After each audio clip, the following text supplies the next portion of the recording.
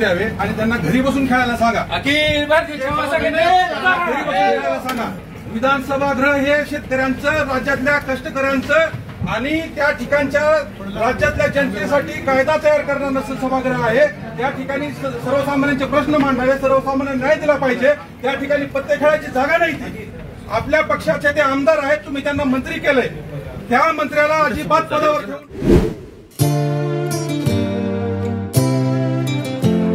मी प्रश्न विचारायचे नाही, प्रश्न विचारले तर मार खाल. आम्ही सत्तेत आहोत, मारू झोडू काही तुम्ही करू शकत नाही असं महाराष्ट्राला क्लिअर कट सांगतायत. ते उघडपणाने सांगतायत.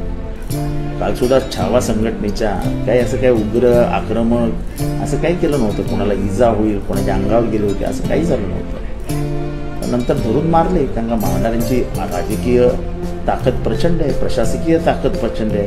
पोलीस गुलाम आहेत, त्यांचे गुलाम आहेत, गुलाम. काय पद्धतीने मारतात. वा वा, मस्त, एकदम मस्त.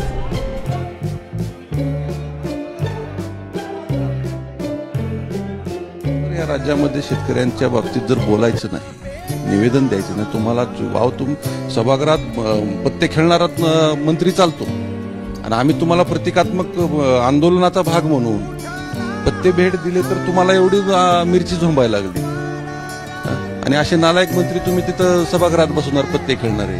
तटकरेंनी त्याला सांगितलं तुझ्या जिल्ह्यात मी आलोय आणि त्यानं तो प्रयत्न केला आमच्यावरती, म्हणजे अतिशय चुकीच्या पद्धतीनं मारहाण केली.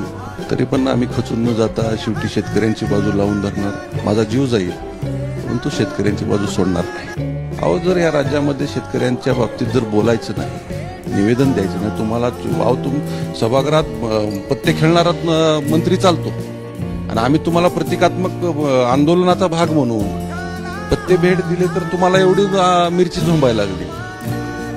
आणि असे नालायक मंत्री तुम्ही तिथं सभागृहात बसवणार पत्ते खेळणारे.